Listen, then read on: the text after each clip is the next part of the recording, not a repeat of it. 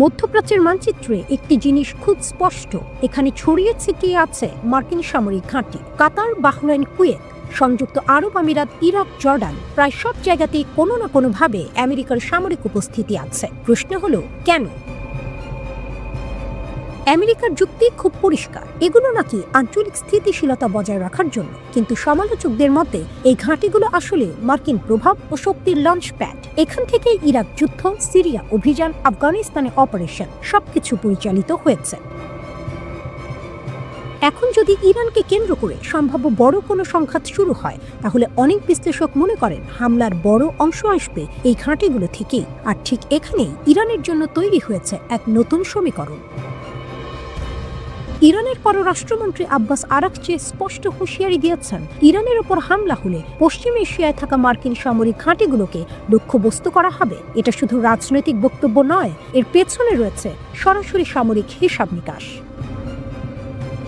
চলুন একটু তথ্য দেখি। কাতারের আল উদেইদ এয়ারবেস মধ্যপ্রাচ্যে আমেরিকার সবচেয়ে বড় সামরিক ঘাঁটি। এখানে প্রায় 10,000 মার্কিন ও মিত্র সেনা মোতায়েন রয়েছে। এই ঘাঁটি থেকেই ইরাক ও সিরিয়ায় বহু অভিযান পরিচালিত হয়েছে। এর বাইরে আছে বাহরাইনে মার্কিন নৌঘাঁটি, কুয়েতের ক্যাম্প আরিফ জান, ইরাকের আল আসাদ এয়ারবেস, সংযুক্ত আরব আমিরাতের আল ধাফরা ঘাঁটি। পুরো পারস্য উপসাগরকে ঘিরে যেন একটি সামরিক বেষ্টনী। কিন্তু এই বেষ্টনীর একটি বড় দুর্বলতা আছে, এই ঘাঁটিগুলোর বেশিরভাগই ইরানের খুব কাছাকাছি। যেমন আল উদেইদ ঘাঁটি ইরান থেকে মাত্র 190 থেকে 300 কিলোমিটার দূরে, মানে পারস্য উপসাগরের একদম ওপারে। এই দূরত্ব ইরানের স্বল্প পাল্লার ব্যালিস্টিক ক্ষেপণাস্ত্র বা ড্রোনের জন্য কোনো বড় বিষয় নয়। গত 2 দশকে ইরান তাদের মিসাইল ও ড্রোন সক্ষমতা অনেক বাড়িয়েছে, বিশেষ করে শর্ট ও medium range ballistic missile, cruise missile এবং শাহিদ সিরিজের ড্রোন। ইরানের কৌশলটা কি? ইরান জানে তারা সরাসরি আমেরিকার মূল ভূখণ্ডে আঘাত করতে পারবে না, কিন্তু পশ্চিম এশিয়ার মার্কিন ঘাঁটিগুলো তাদের নাগালের মধ্যে। তাই ইরানের প্রতিরক্ষা নীতিতে ডিটারেন্স বা প্রতিরোধ ক্ষমতা বাড়ানোর উপর জোর দেওয়া হয়েছে।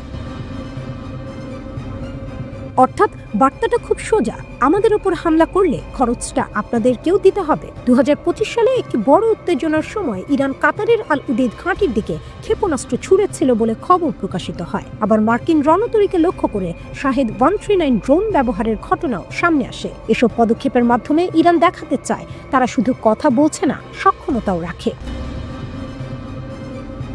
এখন প্রশ্ন হলো, এতে কি পরিস্থিতি আরো ঝুঁকিপূর্ণ হয়ে উঠছে? একই দিক থেকে দেখলে হ্যাঁ, কারণ পশ্চিম এশিয়ার এই ঘাঁটিগুলো এখন শুধু শক্তির প্রতীক নয়, বরং সম্ভাব্য সংঘাতের সরাসরি টার্গেট। অন্যদিকে ইরান বলছে তাদের ক্ষেপণাস্ত্র কর্মসূচি পুরোপুরি প্রতিরক্ষামূলক। তারা হামলা শুরু করতে চায় না, কিন্তু জবাব দিতে প্রস্তুত। মধ্যপ্রাচ্যে শক্তির ভারসাম্য এখন খুব সূক্ষ্ম এক অবস্থায় দাঁড়িয়ে আছে। একদিকে আমেরিকার বিস্তৃত সামরিক উপস্থিতি, অন্যদিকে ইরানের ক্ষেপণাস্ত্র ও ড্রোন ভিত্তিক প্রতিরোধ কৌশল। যে কোনো ভুল হিসাব বড় সংঘাতে রূপ নিতে পারে। মধ্যপ্রাচ্যে আবার উত্তেজনা, আবার হুঁশিয়ারি, আবার যুদ্ধের গন্ধ।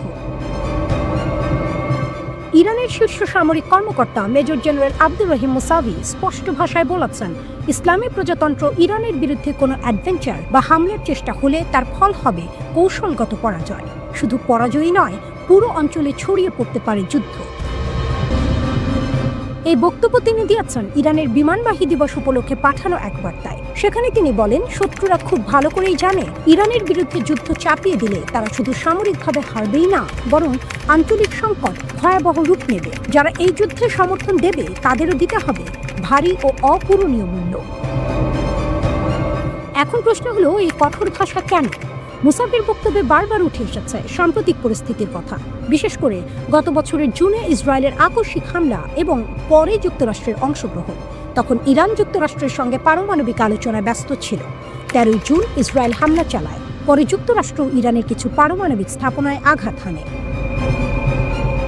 এর জবাবে ইরানও চুপ থাকেনি, তারা দখলকৃত ফিলিস্তিনি ভূখণ্ডে কৌশলগত স্থাপনা লক্ষ্য করে হামলা চালায়। এমনকি কাতারের আল উদেইদ ঘাঁটি, যা পশ্চিম এশিয়ায় যুক্তরাষ্ট্রের সবচেয়ে বড় সামরিক ঘাঁটি, সেটিও লক্ষ্যবস্তু হয়। এরপর থেকেই ইরান তাদের প্রতিরক্ষা ও আক্রমণ সক্ষমতা বাড়ানোর দিকে জোর দেয়। মুসাভি বলেছেন, ইরানের বিমান বাহিনী এখন সর্বোচ্চ প্রস্তুতির স্তরে আছে, আধুনিকায়ন চলছে, যুদ্ধ সক্ষমতা বাড়ানো হয়েছে। অন্যান্য বাহিনীর সঙ্গে সমন্বয় করে বিমান বাহিনী যে কোনো হুমকির জবাব দিতে প্রস্তুত। তার ভাষায় দ্রুত, সিদ্ধান্তমূলক এবং অনুতাপজনক জবাব দেওয়া হবে। তবে তিনি এটাও পরিষ্কার করেছেন, ইরান কখনো যুদ্ধ শুরু করবে না, কিন্তু দেশের নিরাপত্তা, ভৌগোলিক অখণ্ডতা এবং গুরুত্বপূর্ণ স্বার্থ রক্ষায় তারা একটুও পিছপা হবে না। এখানেই আসছে বড় রাজনৈতিক বার্তা, কারণ যুক্তরাষ্ট্র আবারও মধ্যপ্রাচ্যে বিমান ও নৌবাহিনী মোতায়েন করেছে, হুমকি দিয়েছে হামলার। ফলে অঞ্চলে আবারও সামরিক সংঘর্ষের আশঙ্কা তৈরি হয়েছে। ইরানের সর্বোচ্চ নেতা আয়াতুল্লাহ আলী খামেনিও গত সপ্তাহে সতর্ক করে বলেছেন, যুক্তরাষ্ট্র যদি যুদ্ধ শুরু করে তাহলে তা আঞ্চলিক যুদ্ধের রূপ নেবে। শুধু দুই দেশের লড়াই থাকবে না, পুরো অঞ্চল জড়িয়ে পড়বে। অর্থাৎ বার্তাটা পরিষ্কার, ইরান বলছে তাদের ভয় দেখিয়ে কিছু হবে না, তবে অন্যদিকে কিছুটা কূটনৈতিক অগ্রগতির ইঙ্গিত আছে। ওমানে ইরান ও যুক্তরাষ্ট্রের কূটনীতিকরা আবার পারমাণবিক ইস্যুতে বৈঠক করেছেন। উত্তেজনার মাঝেও আলোচনা চলছে। একদিকে সামরিক প্রস্তুতি, পাল্টা হুমকি, যুদ্ধের ভাষা, অন্যদিকে কূটনৈতিক আলোচনা। দুটি পথই খোলা। যদি যুক্তরাষ্ট্র বা তার মিত্ররা সামরিক পথে এগোয়, ইরান বলছে তার জবাব শুধু সীমিত থাকবে না, পুরো অঞ্চল কাঁপবে। কিন্তু যদি আলোচনা সফল হয় তাহলে বড় সংঘর্ষ এড়ানো সম্ভব। মধ্যপ্রাচ্য এখন সেই দোলা চলে দাঁড়িয়ে, যুদ্ধ না আলোচনা, হুমকি না সমঝোতা। আগামী কয়েক সপ্তাহই হয়তো ঠিক করে দেবে এই উত্তেজনা কি বিস্ফোরণে গড়াবে নাকি আবারও টেবিলের আলোচনায় থামবে।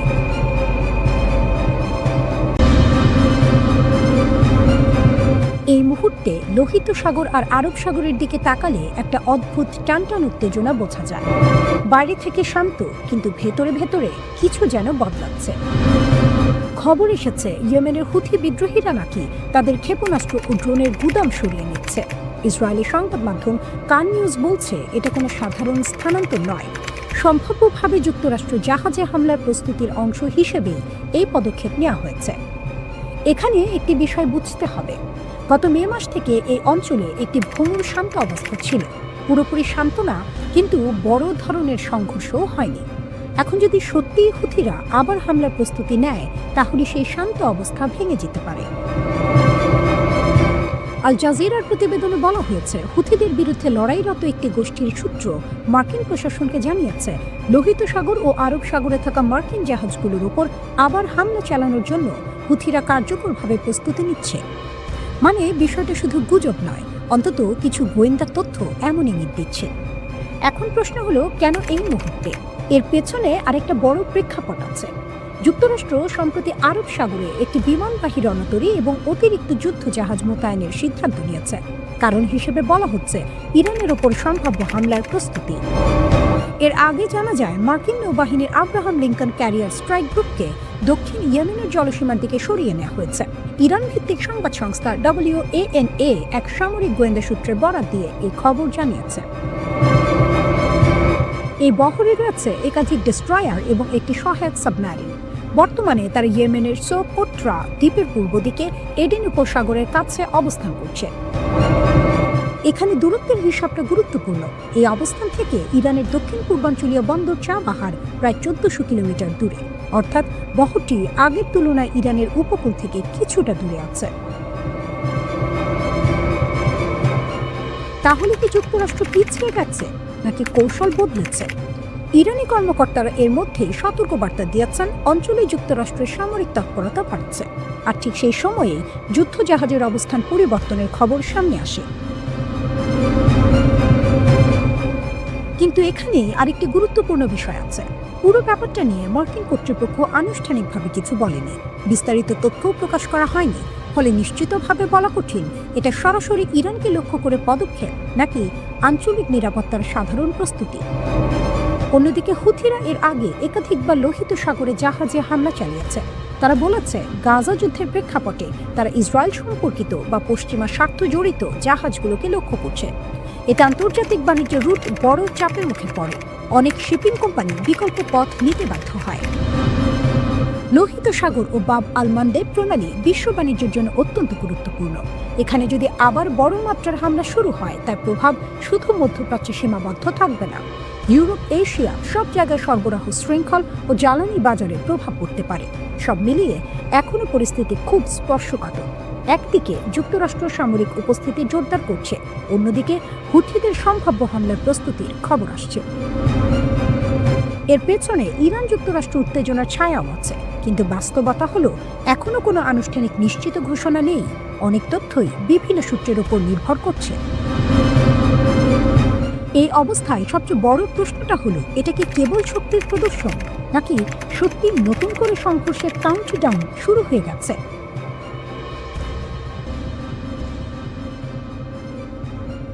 মধ্যপ্রাচ্য ও ভারত মহাসাগর অঞ্চলে পরিস্থিতি এখন দ্রুত বিপজ্জনক দিকে যাচ্ছে। কিছু সামরিক পদক্ষেপ ইঙ্গিত দিচ্ছে বিশ্ব আবারও এক বড় শক্তির সংঘাতের দিকে এগোচ্ছে কিনা সেই প্রশ্ন আর এড়িয়ে যাওয়ার সুযোগ নেই।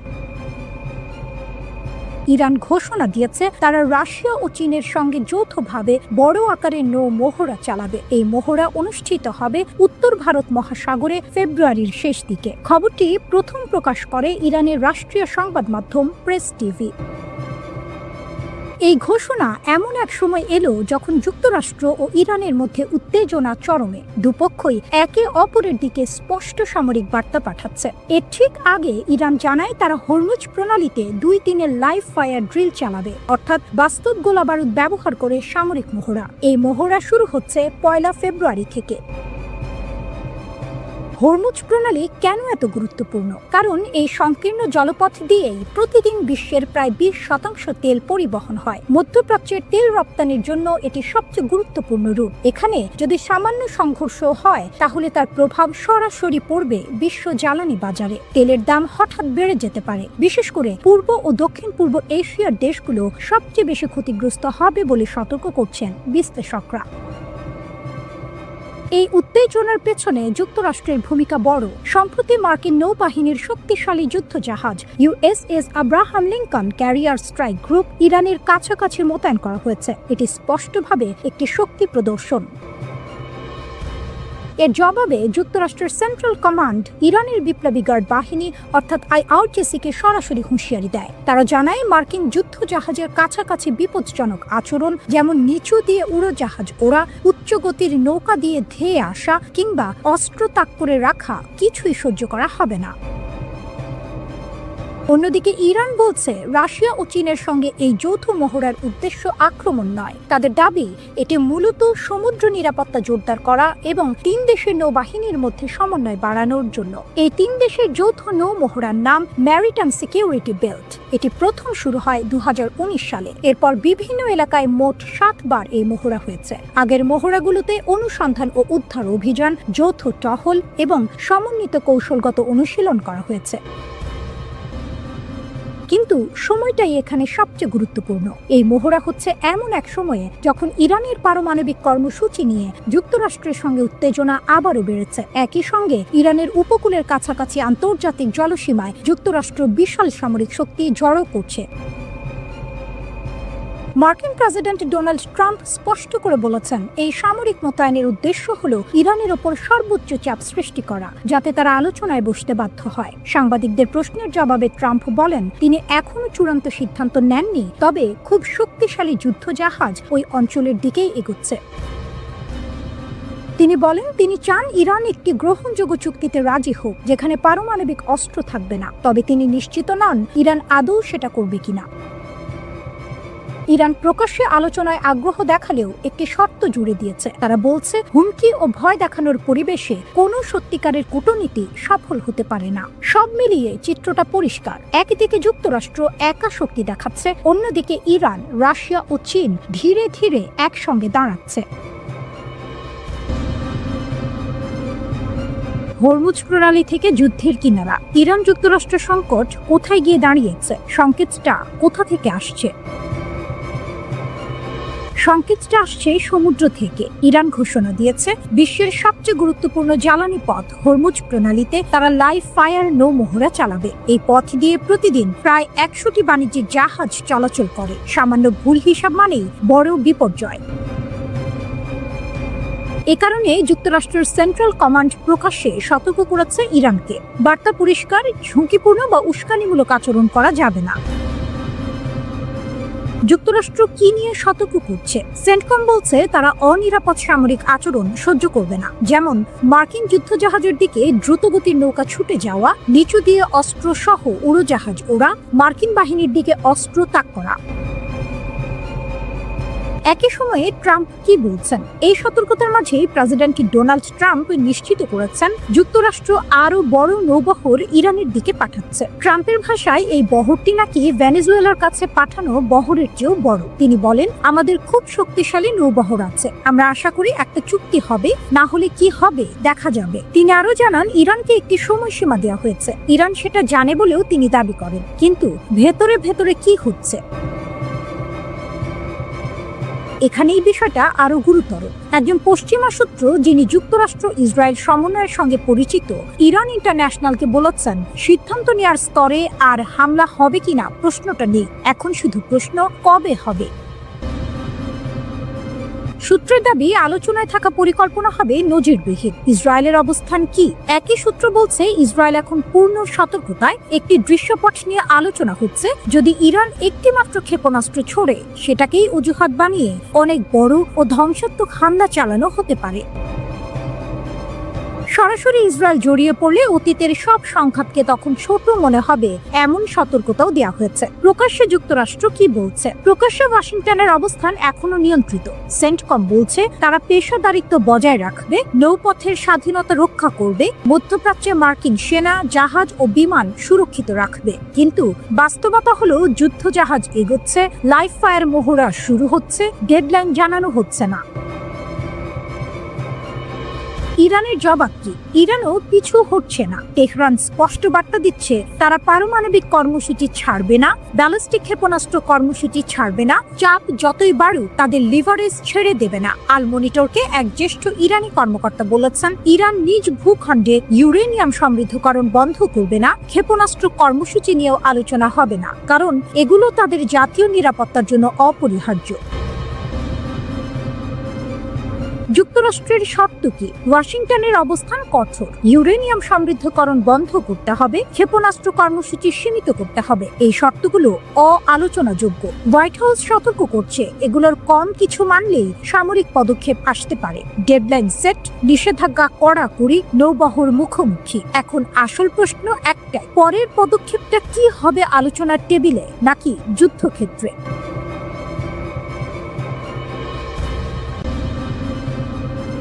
মধ্যপ্রাচ্যে কি সত্যি সর্বাত্মক যুদ্ধের কাউন্টডাউন শুরু হয়ে গেছে? ইরান কি একসঙ্গে 500 ব্যালিস্টিক মিসাইল ছুড়ে দিতে প্রস্তুত? আর এই উত্তেজনার মাঝেই কি ইরানের সর্বোচ্চ ধর্মীয় নেতা আয়াতুল্লাহ আলী খামেনি বাংকারে আশ্রয় নিয়েছেন? যুদ্ধের গুঞ্জন কেন এত জোরালো? সাম্প্রতিক সময়ে একের পর এক রিপোর্টে দাবি করা হচ্ছে, ইরান মধ্যপ্রাচ্যে থাকা মার্কিন ঘাঁটিগুলোর ওপর একসঙ্গে প্রায় 500 ব্যালিস্টিক মিসাইল ছোড়ার প্রস্তুতি নিচ্ছে। এই খবর এমন এক সময় সামনে এসেছে যখন যুক্তরাষ্ট্র উপসাগরীয় অঞ্চলে তাদের সামরিক উপস্থিতি দ্রুত বাড়াচ্ছে। মার্কিন বিমানবাহী রণতরী ইউএসএস আব্রাহাম লিঙ্কন এর স্ট্রাইক গ্রুপ ইতিমধ্যেই মধ্যপ্রাচ্যের দিকে এগোচ্ছে।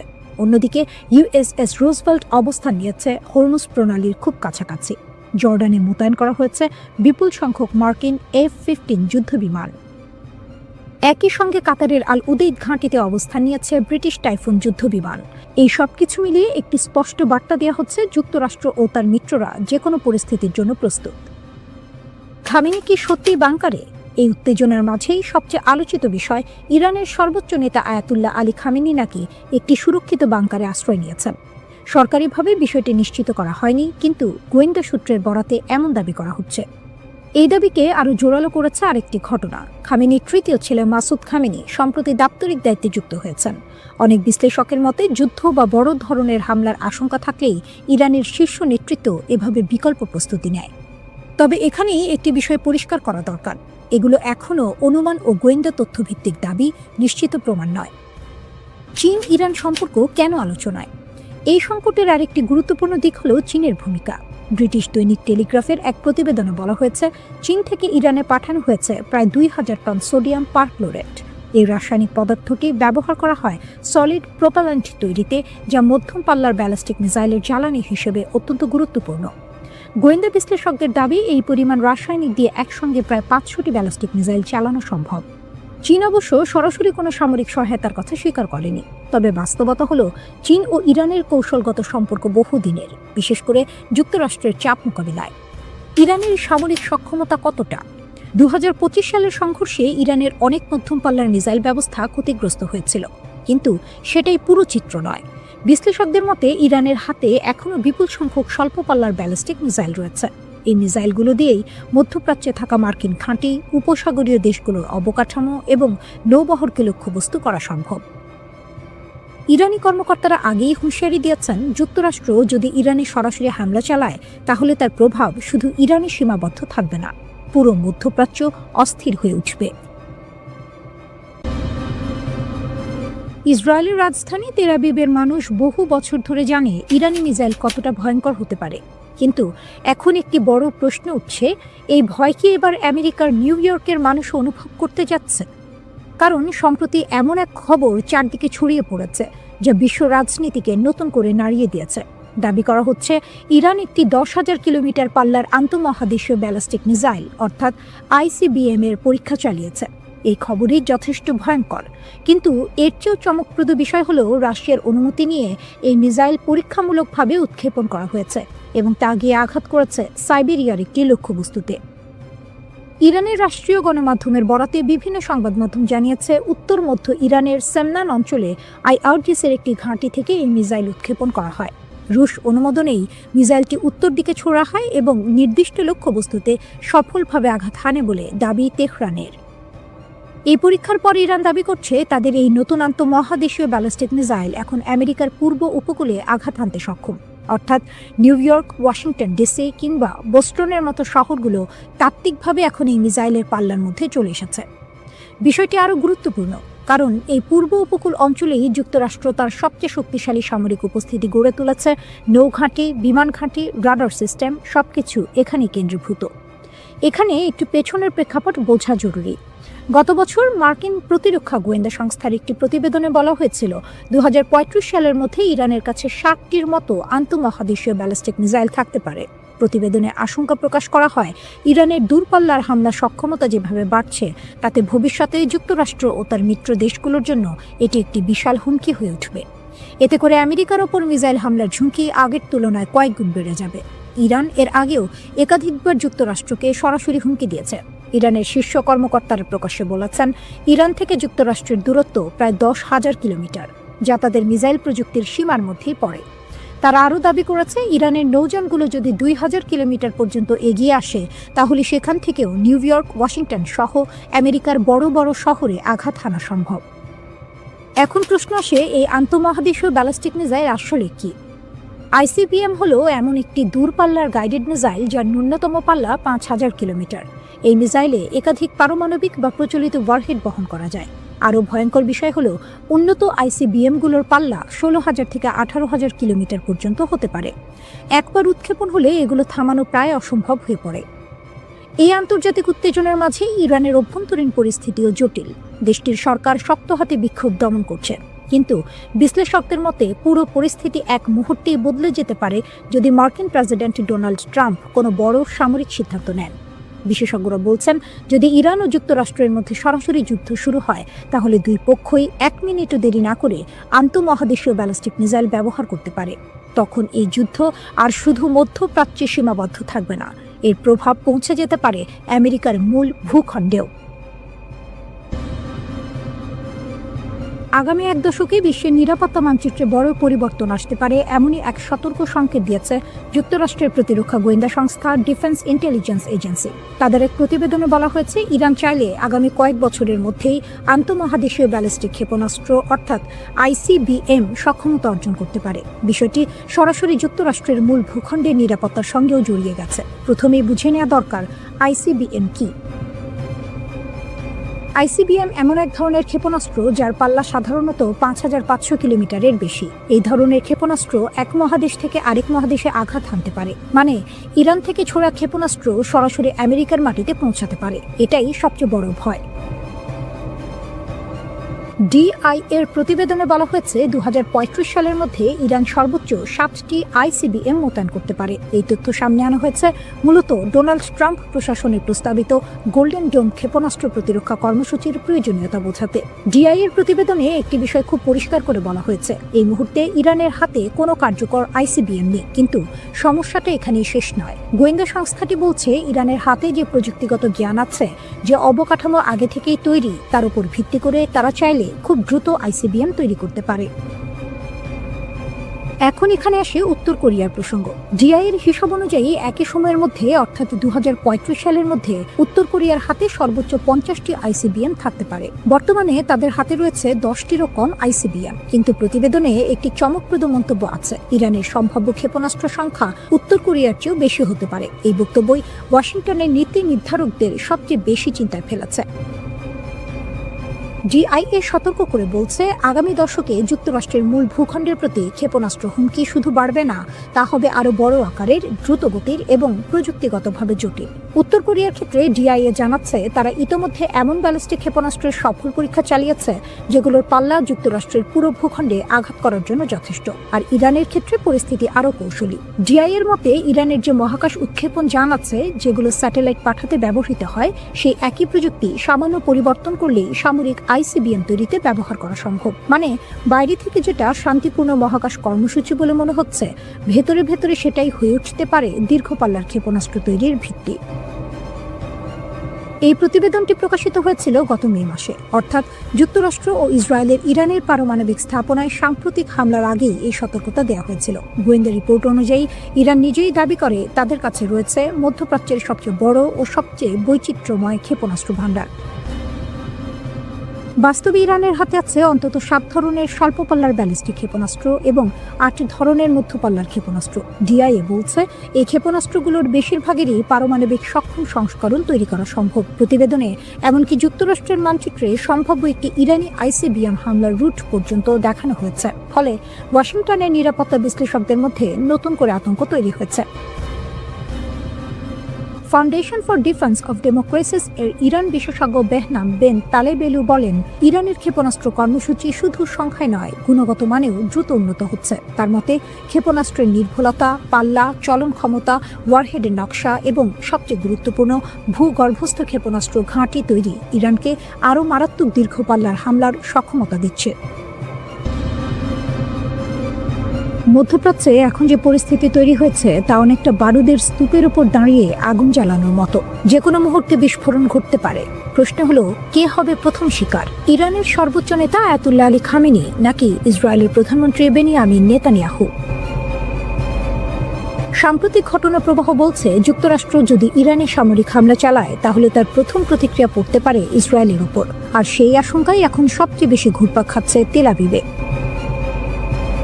ইসরায়েলি প্রভাবশালী সংবাদ মাধ্যম হারেজ জানাচ্ছে, ইসরায়েলের শীর্ষ রাজনৈতিক ও সামরিক কর্মকর্তারা অস্বাভাবিকভাবে সতর্ক হয়ে উঠেছেন, কারণ তাদের আশঙ্কা মার্কিন প্রেসিডেন্ট ডোনাল্ড ট্রাম্প যে কোনো সময় ইরানের উপর হামলার অনুমোদন দিতে পারেন।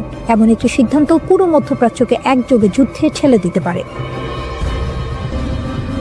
তবে এখানেই একটি গুরুত্বপূর্ণ বিষয় আছে। হারেজ বলছে, এখনো পর্যন্ত ওয়াশিংটন থেকে এমন কোনো স্পষ্ট সংকেত আসেনি যে হামলার সিদ্ধান্ত চূড়ান্ত। কিন্তু ট্রাম্পের সমস্যা হলো তিনি অত্যন্ত অনিশ্চিত।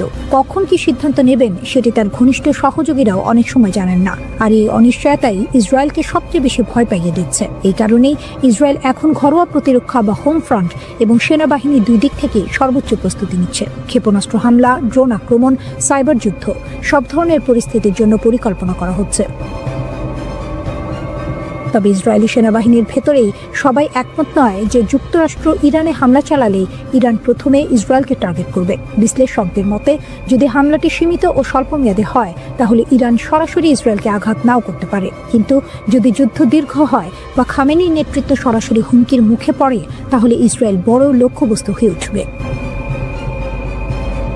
নতুন করে আতঙ্ক ছড়িয়েছে ইরানের 10,000 কিলোমিটার পাল্লার ক্ষেপণাস্ত্র নিয়ে। ইরানি গণমাধ্যম দাবি করেছে তারা এমন একটি ব্যালিস্টিক ক্ষেপণাস্ত্র সফলভাবে পরীক্ষা করেছে। যদি এই দাবি সত্য হয় তাহলে শুধু ইসরায়েল নয়, যুক্তরাষ্ট্রের মূল ভূখণ্ডও ইরানের পাল্লার মধ্যে চলে আসবে। যদিও এই তথ্য এখনো স্বাধীনভাবে যাচাই হয়নি, তবুও এর কৌশলগত প্রভাব বিশাল। এর মধ্যে ইরান আরো ভয়ঙ্কর একটি বার্তা দিয়েছে। ইরানের শীর্ষ সামরিক মুখপাত্র জেনারেল আবুল ফজল শেখার্চি স্পষ্ট ভাষায় বলেছেন, যদি আয়াতুল্লাহ খামেনির উপর হামলার চেষ্টা করা হয় তাহলে যুক্তরাষ্ট্র ও তার মিত্রদের জন্য ভয়াবহ পরিণতি অপেক্ষা করছে। তার ভাষায়, আমাদের নেতার দিকে যদি আক্রমণের হাত বাড়ানো হয়, আমরা শুধু সেই হাত কেটে ফেলবো না, বরং পুরো অঞ্চলকে আগুনে পুড়িয়ে দেব। কোনো নিরাপদ আশ্রয় থাকবে না। এই বক্তব্য আসে এমন এক সময় যখন মার্কিন গণমাধ্যমে গুঞ্জন চলছে যুক্তরাষ্ট্র নাকি খামেনিকে সরানোর সম্ভাব্য পরিকল্পনা নিয়ে আলোচনা করছে। ট্রাম্প নিজেও পলিটিকোকে দেয়া সাক্ষাৎকারে বলেছেন, ইরানের নতুন নেতৃত্ব খোঁজার সময় এসেছে, যা অনেকেই সরাসরি শাসন পরিবর্তনের ইঙ্গিত হিসেবে দেখছেন।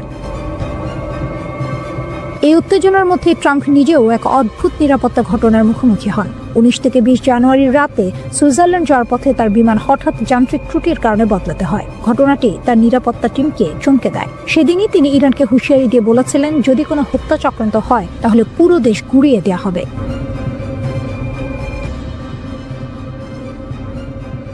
ওয়াশিংটনের বন্ধ দরজার আড়ালে এখন আর সাবধানতার ভাষা নেই, সেখানে কথাবার্তা বদলে গেছে। ওয়াল স্ট্রিট জার্নালের প্রতিবেদন অনুযায়ী মার্কিন প্রেসিডেন্ট ডোনাল্ড ট্রাম্প এখন তার উপদেষ্টাদের কাছ থেকে চাইছেন ডিসিসিভ অপশনস, অর্থাৎ প্রতীকী নয়, সীমিত নয়, সরাসরি চূড়ান্ত পদক্ষেপ। ইরানের উপর হামলা থেকে সরে এসেছিলেন ট্রাম্প, কিন্তু এখন আবার তিনি মার্কিন সামরিক শক্তি ব্যবহারের বিষয়টি গুরুত্ব দিয়ে ভাবছেন। আর এই ভাবনা শুধু কথায় সীমাবদ্ধ নেই, বাস্তব প্রস্তুতিও শুরু হয়ে গেছে। মধ্যপ্রাচ্যে একের পর এক মার্কিন সামরিক সরঞ্জাম পাঠানো হচ্ছে। একটি বিমানবাহী রণতরী এগিয়ে যাচ্ছে পারস্য উপসাগরের দিকে। জর্ডানে অবতরণ করেছে 15টি F-15 স্ট্রাইক ইগল যুদ্ধ বিমান। সঙ্গে রয়েছে রিফুয়েলিং ট্যাঙ্কার, কার্গো বিমান, ফাইটার স্কোয়াড্রন। এটি কোনো মহড়া নয়, এটি সরাসরি যুদ্ধের প্রস্তুতি, যাকে সামরিক ভাষায় বলা হয় পশ্চার। মার্কিন কর্মকর্তাদের মতে ট্রাম্প অভ্যন্তরীণ আলোচনায় বারবার একটি শব্দ ব্যবহার করছেন, ডিসিসিভ। এই শব্দটাই পেন্টাগন এবং হোয়াইট হাউসকে নড়ে চড়ে বসতে বাধ্য করেছে। এমন সব পরিকল্পনা তৈরি করা হচ্ছে যেগুলো শুধু সীমিত হামলায় থেমে থাকবে না, বরং ইরানের শীর্ষ নেতৃত্বকেও লক্ষ্যবস্তু করতে পারে। এখনো চূড়ান্ত আদেশ দেওয়া হয়নি, কিন্তু সামরিক হামলার বিকল্প আর টেবিলের বাইরে নেই। সাংবাদিকরা যখন প্রশ্ন করেন ইরানের বিরুদ্ধে সামরিক বিকল্প কি এখনো খোলা আছে, ট্রাম্প কোনো স্পষ্ট উত্তর দেন না, শুধু বলেন দেখা যাক কি হয়। তবে একটি বিষয়ে তিনি একদম স্পষ্ট, যদি ইরান তার জীবন নেওয়ার চেষ্টা করে তাহলে প্রতিক্রিয়া হবে সম্পূর্ণ ধ্বংসাত্মক। ট্রাম্পের ভাষায় পুরো দেশ উড়িয়ে দেওয়া হবে। এই বক্তব্য শুধু হুমকি নয়, এটি একটি অ্যাবসলিউট রিটেলিয়েশন ডক্ট্রিন, অর্থাৎ কোনো সীমা থাকবে না। এই পরিস্থিতিতে পেন্টাগন আরও যুদ্ধ বিমান পাঠাচ্ছে। মধ্যপ্রাচ্যে এখন 3টি স্ট্রাইক ইগল স্কোয়াড্রন অবস্থান করছে। এর পাশাপাশি রয়েছে F-16A-10 যুদ্ধ বিমান আর সবচেয়ে গুরুত্বপূর্ণ USS আব্রাহাম লিঙ্কন বিমানবাহী রণতরী।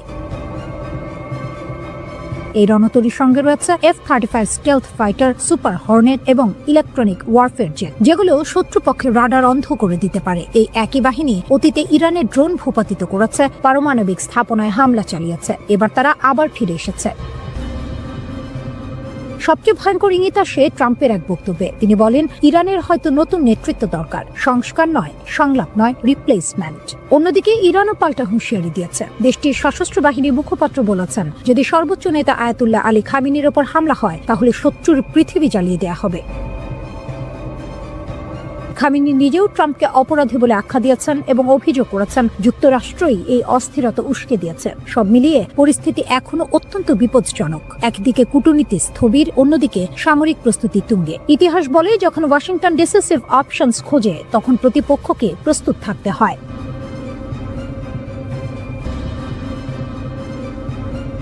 ইরানের পাশে রাশিয়া শক্ত ঢাল নাকি নীরব চাল? সামনে কি করবে যুক্তরাষ্ট্র ও ইসরায়েল? ইরানের চারপাশে চাপ বাড়ছে। যুক্তরাষ্ট্রের যুদ্ধ বিমানবাহী রণতরী এগিয়ে যাচ্ছে অঞ্চলের দিকে, আর ঠিক এই সময়েই ইরানের পাশে শক্ত ঢালের মতো দাঁড়িয়ে গেছে রাশিয়া। প্রশ্ন উঠছে, ইরানকে রক্ষা করতে ঠিক কি করেছে মস্কো, আর এর জবাবে যুক্তরাষ্ট্র ও ইসরায়েল কি করতে পারে? ইরান অভ্যন্তরীণ আন্দোলন, অর্থনৈতিক সংকট আর আন্তর্জাতিক চাপ সবকিছু একসঙ্গে মোকাবিলা করেছে। এই সুযোগেই মার্কিন প্রেসিডেন্ট ডোনাল্ড ট্রাম্প একাধিকবার ইরানের বিরুদ্ধে সামরিক হামলার হুমকি দিয়েছেন, কিন্তু হঠাৎ করেই সেই সিদ্ধান্ত আপাতত স্থগিত রাখা হয়েছে। এটা কি শান্তির ইঙ্গিত নাকি বড় ঝড় আসার আগের নিস্তব্ধতা? এই প্রশ্ন আরো জোরালো হয় যখন যুক্তরাষ্ট্র হঠাৎ করে কাতারে অবস্থিত তাদের সবচেয়ে গুরুত্বপূর্ণ সামরিক ঘাঁটি আল উদেইদ থেকে কিছু উচ্চ পর্যায়ের কর্মকর্তাকে সরিয়ে নেয়। এই সিদ্ধান্তের পরই ইরানে উত্তেজনা ছড়িয়ে পড়ে, কারণ দীর্ঘদিন ধরে ট্রাম্প প্রশাসন ইরানের বিরুদ্ধে সরাসরি সামরিক হামলার কথা বলে আসছিল। এদিকে সৌদি আরব, কাতার, মিশর সহ একাধিক উপসাগরীয় দেশ যুক্তরাষ্ট্রকে স্পষ্ট বার্তা দিয়েছে ইরানে হামলা হলে পুরো মধ্যপ্রাচ্য আগুনে জ্বলে উঠবে। শুধু তাই নয়, এর বড় ধাক্কা আসবে মার্কিন অর্থনীতিতেও। বিশ্লেষকদের মতে যুক্তরাষ্ট্র যদি ইরানে হামলা চালায় তাহলে তেহরান চুপ করে বসে থাকবে না। মধ্যপ্রাচ্যে থাকা মার্কিন সামরিক ঘাঁটিগুলোতে পাল্টা হামলা চালাতে পারে ইরান। পাশাপাশি বিশ্বের অন্যতম গুরুত্বপূর্ণ জ্বালানি রুট হরমুজ প্রণালী বন্ধ করে দেওয়ার ক্ষমতাও রয়েছে তাদের হাতে, যার প্রভাব পড়বে বিশ্ব জুড়ে তেলের বাজারে। এই উত্তেজনার মাঝেই প্রশ্ন ওঠে, ইরানের ভেতরের আন্দোলনের অবস্থা এখন কি? আন্তর্জাতিক সংবাদ মাধ্যমগুলো জানাচ্ছে ইরানে এখনো পুরোপুরি ইন্টারনেট চালু হয়নি, তবে সরকার বিরোধী আন্দোলনের তীব্রতা অনেকটাই কমে এসেছে। কারণ হিসেবে বলা হচ্ছে, সহিংস আন্দোলনকারীদের বিরুদ্ধে ইরানের আইন শৃঙ্খলা বাহিনী কঠোর ব্যবস্থা নিয়েছে। ব্যাপক গ্রেপ্তার আর নজরদারির ফলে আন্দোলনের গতি ধীরে ধীরে থেমে গেছে। এখানেই আসে রাশিয়ার ভূমিকা। ইউক্রেন যুদ্ধে ইরান যে ড্রোন ও অন্যান্য সহযোগিতা রাশিয়াকে দিয়েছিল, সেই কথা ভুলে যাননি প্রেসিডেন্ট ভ্লাদিমির পুতিন। ইরান যখন নিজেই সংকটে পড়ে, তখন নীরব না থেকে সাহায্যের হাত বাড়িয়ে দেয় মস্কো। আন্দোলনের সময় ইরান সরকার ইন্টারনেট বন্ধ করে দিলে ট্রাম্পের ঘনিষ্ঠ ব্যবসায়ী ইলন মাস্ক ঘোষণা দেন তিনি ইরানিদের জন্য বিনামূল্যে স্টারলিং স্যাটেলাইট ইন্টারনেট চালু করবেন। উদ্দেশ্য ছিল আন্দোলনকারীদের যোগাযোগ সহজ করা, কিন্তু এই পরিকল্পনাও পুরোপুরি সফল হয়নি। খবর অনুযায়ী স্টারলিং ঠেকাতে ইরান ব্যবহার করেছে রাশিয়ার দেয়া বিশেষ প্রযুক্তি। এক ধরনের জ্যামার ব্যবহার করে স্টারলিংকের আপলিংক ও ডাউনলিংক ট্রাফিকের প্রায় 80% ক্ষতিগ্রস্ত করা হয়। ফলে ইলন মাস্কের উদ্যোগ বড় বাধার মুখে পড়ে। শুধু প্রযুক্তিগত সহায়তাই নয়, কূটনৈতিকভাবেও ইরানের পাশে দাঁড়িয়েছে রাশিয়া। পুতিন প্রকাশ্যে জানিয়েছে তিনি ইরানের বিরুদ্ধে যে কোনো সামরিক আগ্রাসনের বিরোধী। একই সঙ্গে যুক্তরাষ্ট্র ও ইরানের উত্তেজনা কমাতে মধ্যস্থতাকারীর ভূমিকাও নিতে প্রস্তুত তিনি। সবচেয়ে গুরুত্বপূর্ণ বিষয় হলো রাশিয়া ও ইরানের মধ্যে থাকা কৌশলগত সামরিক ও অর্থনৈতিক চুক্তি। এই চুক্তির মাধ্যমে দীর্ঘমেয়াদে ইরানকে সহায়তা দেওয়ার প্রতিশ্রুতি দিয়েছে মস্কো। আয়াতুল্লাহ আলী খামেনির নেতৃত্বাধীন ইরানের সঙ্গ থেকে সরে আসার কোনো ইঙ্গিত এখনো দেননি পুতিন। সব মিলিয়ে বলা যায়, রাশিয়া সরাসরি যুদ্ধে নামেনি, কিন্তু প্রযুক্তি, কূটনীতি ও কৌশলগত অবস্থান দিয়ে ইরানের জন্য এক ধরনের নীরব ঢাল তৈরি করেছে। একটি উত্তপ্ত আগ্নেয়গিরি, ভেতরে জমে আছে ক্ষোভ, অসন্তোষ আর রাগ। আর সেই আগুনে ঘি ঢালছে বিদেশি শক্তিগুলো, এমনটাই দাবি করছে ইরান সরকার। ইরানের সাম্প্রতিক যে আন্দোলন শুরু হয়েছে তা প্রথমে ছিল তুলনামূলক শান্তিপূর্ণ। মানুষ রাস্তায় নেমেছিল নিজেদের দাবি নিয়ে, কিন্তু সময় গড়ানোর সঙ্গে সঙ্গে সে আন্দোলন সহিংস রূপ নিতে শুরু করে। বিভিন্ন শহরে সরকারি ভবন, অবকাঠামো এবং নিরাপত্তা বাহিনীর ওপর হামলার ঘটনা ঘটে। ইরান সরকারের বক্তব্য পরিষ্কার, তাদের দাবি এই আন্দোলনকে কাজে লাগিয়ে দেশকে অস্থিতিশীল করার চেষ্টা করছে বিদেশি শত্রুরা, বিশেষ করে যুক্তরাষ্ট্র ও ইসরায়েল। ইরানের সর্বোচ্চ নেতা আয়াতুল্লাহ আলী খামেনি এই মুহূর্তে সবচেয়ে বড় চাপে আছেন। তিনি একজন কঠোর শাসক, এটা সত্য। তার শাসন ব্যবস্থায় ব্যক্তিকেন্দ্রিক ক্ষমতার প্রভাব প্রবল, কিন্তু একই সঙ্গে তিনি অভিজ্ঞ ও লড়াকু রাজনীতিবিদও। ইরানের বিপ্লব, যুদ্ধ, নিষেধাজ্ঞা সব ঝড় পেরিয়েই তিনি এখানে পৌঁছেছেন। এখন পুরো জনস্রোতের বিপরীতে দাঁড়িয়ে একাই লড়াই করছেন খামেনি। এই অবস্থায় বিক্ষোভ নিয়ন্ত্রণে নামানো হয়েছে বিশেষ নিরাপত্তা অভিযান। ইরানের আইন শৃঙ্খলা বাহিনী ফারাজা দাবি করেছে দক্ষিণাঞ্চলীয় বন্দর নগরী বুশেহর থেকে প্রায় 600টি অস্ত্র উদ্ধার করা হয়েছে। এই অস্ত্রগুলো নাকি পাচার করা হচ্ছিল রাজধানী তেহরানে। ফারাজার মতে, যদি এসব অস্ত্র তেহরানে পৌঁছাতো তাহলে বড় ধরনের নগরযুদ্ধ এবং ভয়াবহ প্রাণহানি ঘটতে পারত। এই অভিযানে অন্তত 2 জন সন্ত্রাসীকে গ্রেপ্তার করা হয়েছে বলেও জানানো হয়। একই সঙ্গে ইরানের গোয়েন্দা সংস্থাগুলো আরও একটি গুরুতর দাবি করেছে। তারা বলছে একটি সশস্ত্র সন্ত্রাসী চক্রকে শনাক্ত ও ভেঙে দেওয়া হয়েছে, যারা সাধারণ মানুষ ও নিরাপত্তা বাহিনীর সদস্যদের হত্যা করার পরিকল্পনা করছিল। আধা সরকারি সংবাদ সংস্থা তাসনিম জানিয়েছে এই চক্রটি নাকি ইসরায়েলের গোয়েন্দা সংস্থা মোসাদ দ্বারা প্রশিক্ষিত ছিল। তাদের নগরযুদ্ধের বিশেষ প্রশিক্ষণ দেওয়া হয়েছিল। ইরানি গণমাধ্যমের দাবি অনুযায়ী এই সন্ত্রাসীরা সাম্প্রতিক বিক্ষোভকে ঢাল হিসেবে ব্যবহার করে রাজধানীর বিভিন্ন এলাকায় সশস্ত্র হামলা চালায়। তাদের হাতে ছিল AK-47 রাইফেল, শর্টগান এবং অন্যান্য আগ্নেয়াস্ত্র। নিরাপত্তা বাহিনীর প্রকাশিত ছবিতে দেখা যায় সন্ত্রাসীরা একে অপরের সঙ্গে যোগাযোগের জন্য স্যাটেলাইট ফোন ব্যবহার করছিল। ইরানের দাবি, এই অস্ত্র ও প্রযুক্তির মাধ্যমেই তারা সমন্বিত হামলা চালিয়ে পরিস্থিতি আরও ভয়াবহ করার চেষ্টা করেছিল। আরও গুরুতর অভিযোগ হলো এই চক্র নাকি সামরিক ও পুলিশ সদর দপ্তরে হামলা চালিয়ে সেখান থেকে অস্ত্র লুট করে এবং সেগুলো অন্য দাঙ্গাকারীদের মধ্যে বিতরণ করেছিল। উদ্দেশ্য ছিল একটাই, শহরের ভেতরে সহিংসতা নিয়ন্ত্রণের বাইরে নিয়ে যাওয়া। ইরান সরকার বরাবরই বলে আসছে এই অস্থিরতার পেছনে বিদেশি শক্তির হাত রয়েছে। তারা যুক্তরাষ্ট্র ও ইসরায়েলকে সরাসরি দায়ী করছে। এমনকি সাবেক মার্কিন পররাষ্ট্রমন্ত্রী মাইক পম্পেওর একটি সামাজিক যোগাযোগ মাধ্যমের পোস্টের কথাও তুলে ধরা হয়েছে, যেখানে ইরানের রাস্তায় বিক্ষোভকারীদের পাশে মোসাদ এজেন্টদের উপস্থিতির ইঙ্গিত দেওয়া হয়েছিল বলে দাবি করছে ইরানি পক্ষ।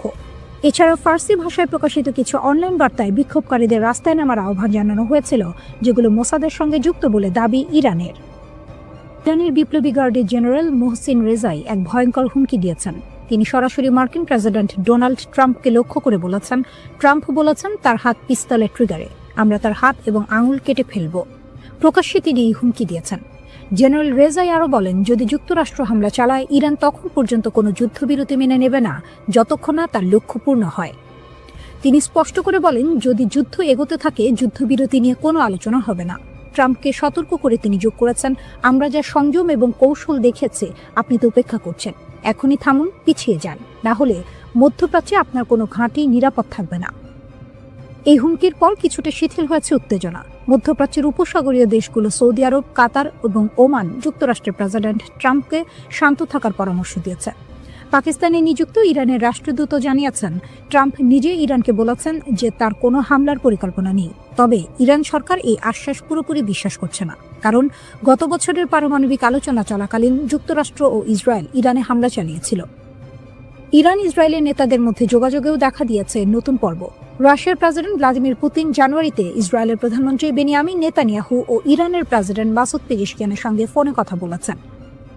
ক্রেমলিন জানিয়েছে, পুতিন মধ্যপ্রাচ্যে সামরিক সংঘাতের আশঙ্কা দেখে উত্তেজনা কমানোর জন্য মধ্যস্থতার প্রস্তাব দিয়েছেন।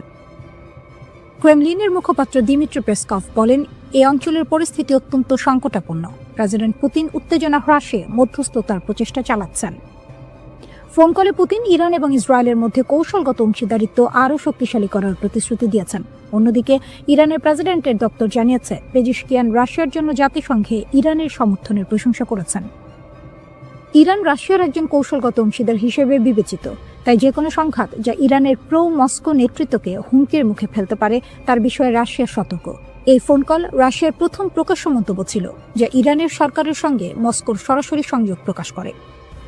রাশিয়া ইসরায়েলের সঙ্গে সুসম্পর্ক বজায় রাখার চেষ্টা করছে, যদিও 2023 সালের গাজার ঘটনায় ইসরায়েলের কর্মকাণ্ড নিয়ে রাশিয়ার সমালোচনা সম্পর্ককে কিছুটা জটিল করেছে।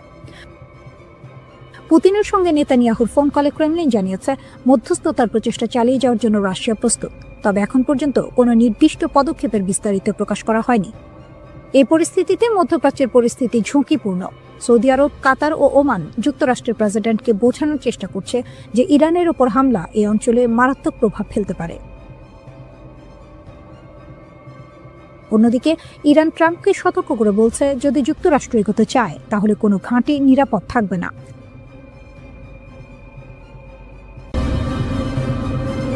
মধ্যপ্রাচ্য যেন বারুদের স্তূপ, একটু হাওয়া লাগলেই বিস্ফোরণ। ঠিক সেই মুহূর্তে এক আঞ্চলিক শক্তি স্পষ্ট করে লাইন টেনে দিল। সেই দেশটি হল তুরস্ক। ইরানকে ঘিরে যখন উত্তেজনা চরমে, যুক্তরাষ্ট্রের প্রেসিডেন্ট ডোনাল্ড ট্রাম্প প্রকাশ্যে ইরানের বিক্ষোভকারীদের সমর্থন জানাচ্ছেন, তখন তুরস্ক বলছে, ইরানের বিরুদ্ধে কোনো সামরিক অভিযান আমরা সমর্থন করি না, একদমই না।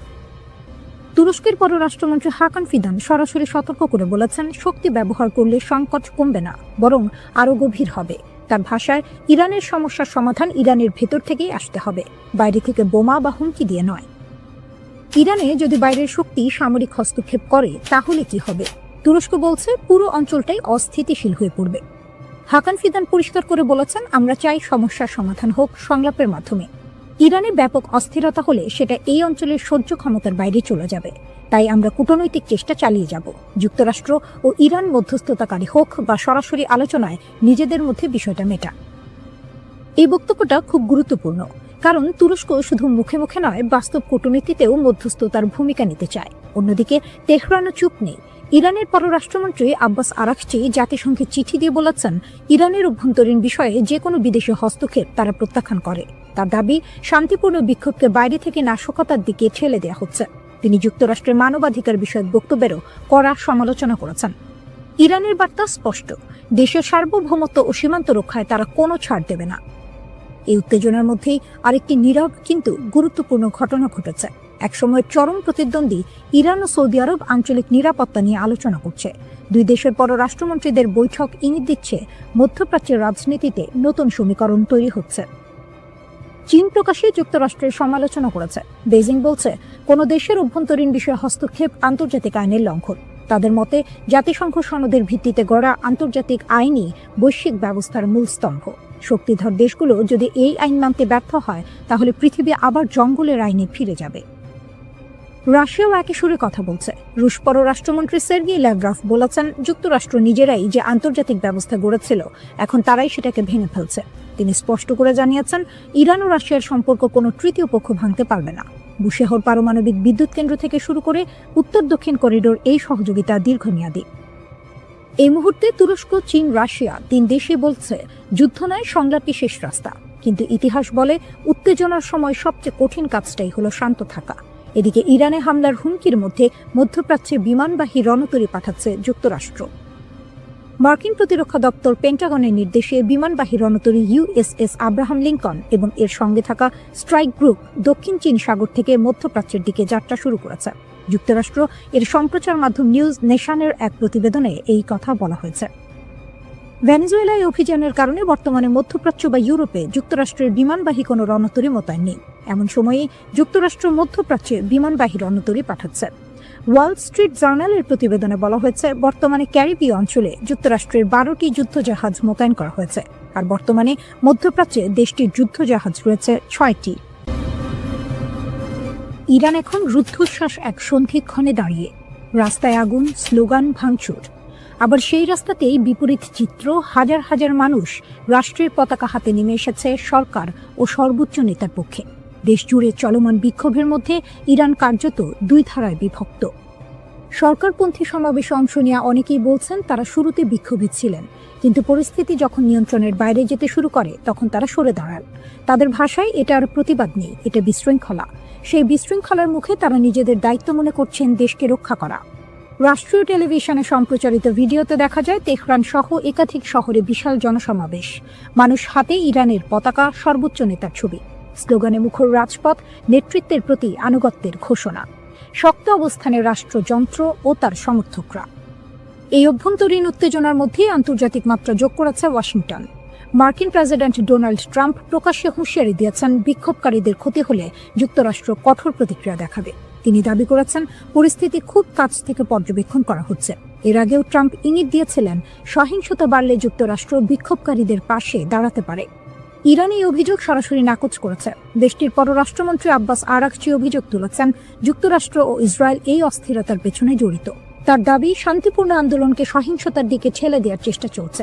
একই সুরে কথা বলেছেন প্রভাবশালী রাজনীতিক আলী লারিজানিও।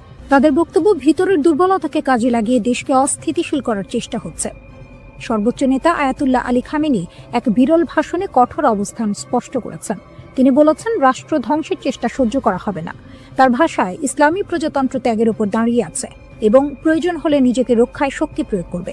সরকারি সূত্র জানায়, নিরাপত্তা বাহিনী ইতোমধ্যে ব্যাপক ধরপাকড় শুরু করেছে। শত শত মানুষ আটক, বিপুল অস্ত্র উদ্ধারের দাবিও করা হয়েছে। এই পরিস্থিতিতে ট্রাম্পের একটি সামাজিক যোগাযোগ মাধ্যম পোস্ট নতুন করে উত্তেজনা বাড়িয়েছে। সেখানে তিনি লিখেছেন, ইরান হয়তো আগে কখনো এত কাছ থেকে স্বাধীনতাকে দেখেনি। তিনি বলেন, যুক্তরাষ্ট্র সাহায্য করতে প্রস্তুত। কি ধরনের সাহায্য তা স্পষ্ট নয়, কিন্তু তেহরানের কাছে এটি স্পষ্ট বার্তা, বিদেশি হস্তক্ষেপের ইঙ্গিত। বিক্ষোভ যখন টানা দ্বিতীয় সপ্তাহে, তখন সর্বোচ্চ নেতা সরাসরি ট্রাম্পকে আক্রমণ করেছেন। তিনি তাকে অহংকারী আখ্যা দিয়ে বলেছেন, তার হাতে ইরানিদের রক্ত লেগে আছে। তিনি সতর্ক করেন, ইতিহাস বলে ক্ষমতার শীর্ষেই অনেক শাসকের পতন ঘটে। ইরানের রাষ্ট্রীয় গণমাধ্যমে দাবি করা হচ্ছে, বিদেশি শক্তির মদদে পরিকল্পিত অস্থিরতা তৈরি করা হয়েছে। তাসনিম নিউজ জানিয়েছে, 200 জনের বেশি সন্ত্রাসী সংগঠক আটক হয়েছে। গ্রেনেড থেকে শুরু করে আগ্নেয়াস্ত্র, বড় ধরনের অস্ত্র ভাণ্ডার উদ্ধারের কথাও বলা হয়েছে। এর ফলে বিক্ষোভের তীব্রতা কমেছে। আইআরজিসিকে সর্বোচ্চ সতর্কতায় রাখা হয়েছে। সাধারণ সেনাবাহিনীর বদলে এই বাহিনীর ওপরই ভরসা করছেন সর্বোচ্চ নেতা, কারণ তাদের আনুগত্য প্রশ্নাতীত। একই সঙ্গে সক্রিয় করা হয়েছে ভূগর্ভস্থ ক্ষেপণাস্ত্র ঘাঁটি। বার্তা স্পষ্ট, ইরান প্রস্তুত দুই দিকেই। ভিতরের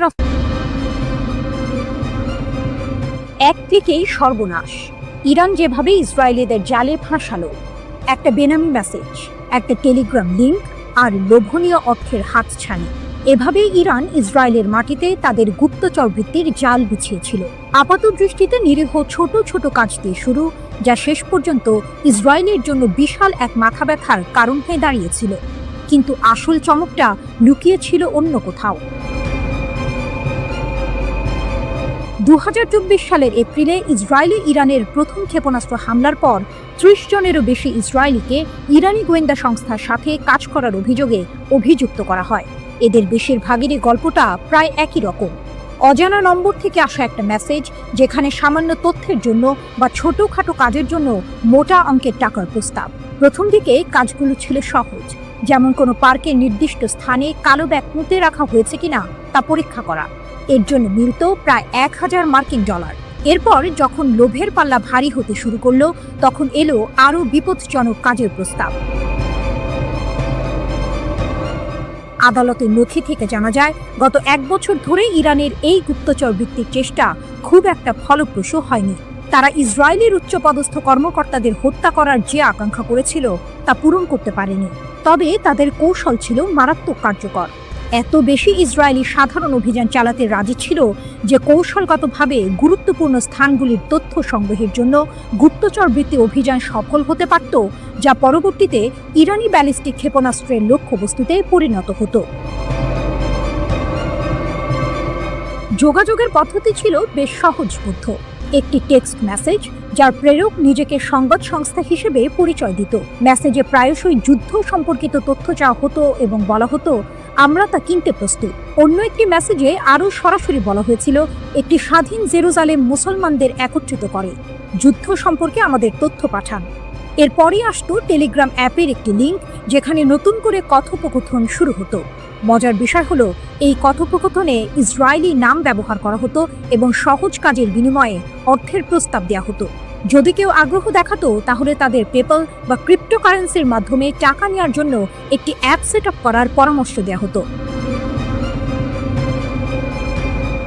29 সেপ্টেম্বর গ্রেপ্তার হওয়া এক সন্দেহভাজনের ঘটনা ছিল চমকপ্রদ। তাকে একটি পার্কে গিয়ে একটি কালো ব্যাগ পুঁতে রাখা হয়েছে কিনা তা পরীক্ষা করতে বলা হয়েছিল।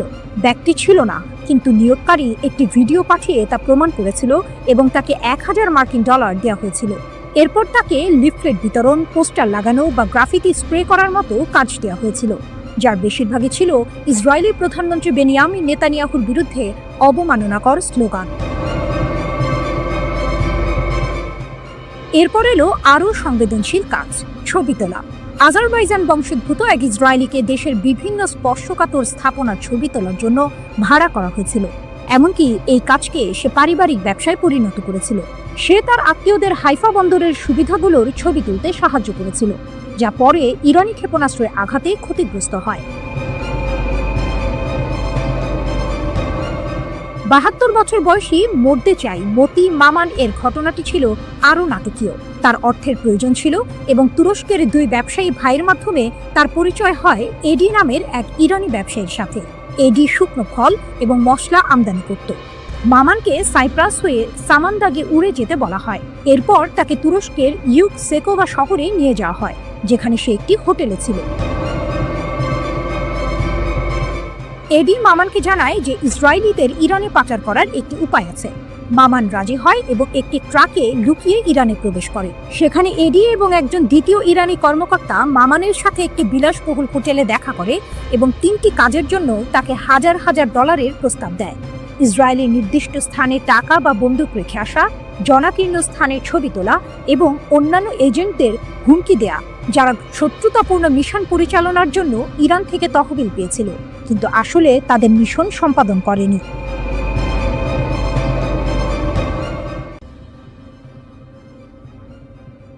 ইসরায়েলের সামরিক ঘাঁটিতে ইরানের ভয়াবহ আঘাত। স্যাটেলাইট তথ্যে চাঞ্চল্যকর মোড়। দীর্ঘ 12 দিনের সংঘাত শেষে ইসরায়েল দাবি করেছিল ইরানের ছোড়া প্রায় 84% ক্ষেপণাস্ত্রই প্রতিহত করা হয়েছে, কিন্তু স্যাটেলাইট চিত্র যেন ভিন্ন গল্প বলছে। টেলিগ্রামের এক প্রতিবেদন অনুযায়ী ওরেগন স্টেট ইউনিভার্সিটির গবেষকদের বিশ্লেষণ করা স্যাটেলাইট চিত্র থেকে জানা গেছে গত মাসে ইরান অন্তত 5টি ইসরায়েলি সামরিক স্থাপনায় সফলভাবে আঘাত হেনেছে। এর মধ্যে রয়েছে উত্তর, মধ্য ও দক্ষিণ ইসরায়েলের গুরুত্বপূর্ণ লক্ষ্যবস্তু, এমনকি একটি গোয়েন্দা তথ্য সংগ্রহ কেন্দ্র এবং একটি লজিস্টিক ঘাঁটিও।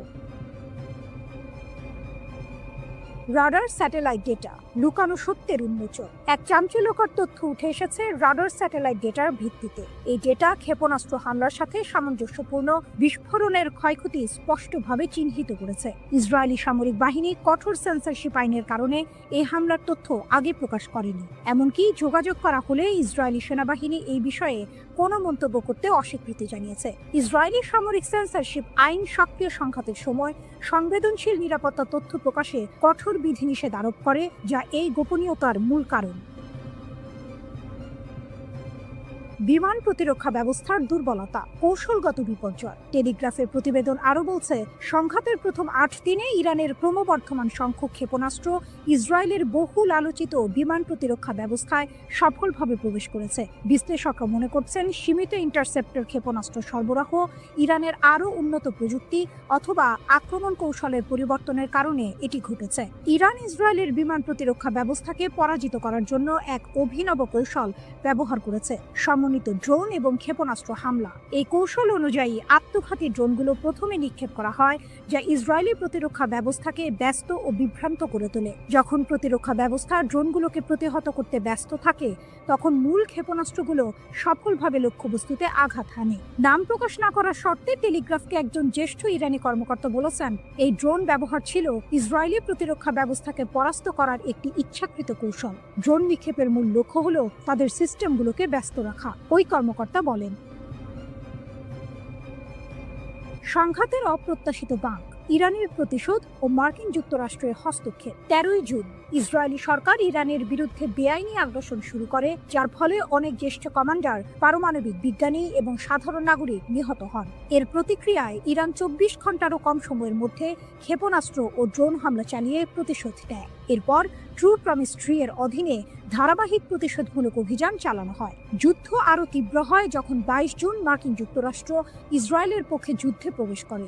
মার্কিন বোমারু বিমান আন্তর্জাতিক আইন লঙ্ঘন করে 3টি ইরানি পারমাণবিক স্থাপনায় আঘাত হানে। এর জবাবে ইরান আত্মরক্ষার জন্য কাতারের আল উদেইদ বিমান ঘাঁটিতে ক্ষেপণাস্ত্র হামলা চালায়, যা পশ্চিম এশিয়ার বৃহত্তম মার্কিন সামরিক বিমান ঘাঁটি। অবশেষে যুদ্ধবিধ্বস্ত ইসরায়েলি সরকার 24 জুন একতরফাভাবে একটি যুদ্ধবিরতি চুক্তি মেনে নিতে বাধ্য হয়।